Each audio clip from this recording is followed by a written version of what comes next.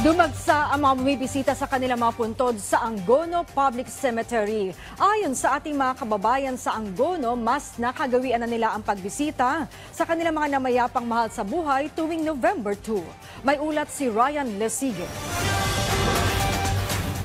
Kung sa ibang sementeryo sa Metro Manila, panipis na ang tao, kabaliktaran naman ang sitwasyon dito sa Angono Municipal Cemetery. Tirik ang araw kanina pero walang patid ang dating ng mga tao upang mag-alay ng dasal, bulaklak at magtirik ng kandila sa kanilang mga yumao. Ang pamilya nila Nanay Marieta, hindi alintana ang init ng panahon, makasama lang ang kanyang asawa na 13 taon nang nakahimlay. Kasama ang mga anak at apo, instant bonding na nila ang pagdalaw sa puntod ng kanyang asawa. Malungkot din.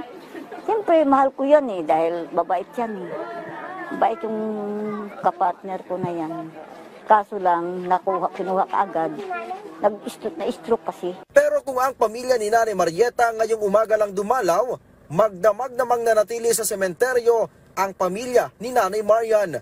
Panata na daw nila ang matulog at magsama-sama sa puntod ng kanilang mga yumaong mahal sa buhay dito sa St. Clement Catholic Cemetery tuwing November 1 ng gabi bilang pagsalubong sa November 2 na siya namang All Souls Day o araw ng mga kaluluwa. Nakasanayan na po namin na dito po kami tuwing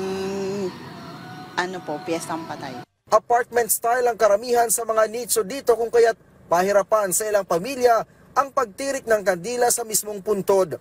Ang ilan, gumagamit na ng hagdan, makapag-alay lang ng dasal at bulaklak. Tradisyon na ng mga taga-Angono Rizal ang pagbisita sa puntod ng kanilang mga yumaong mahal sa buhay tuwing Nobyembre 2 na mismong araw ng kaluluwa o All Souls Day dahil ang November 1 naman raw ay araw ng mga santo.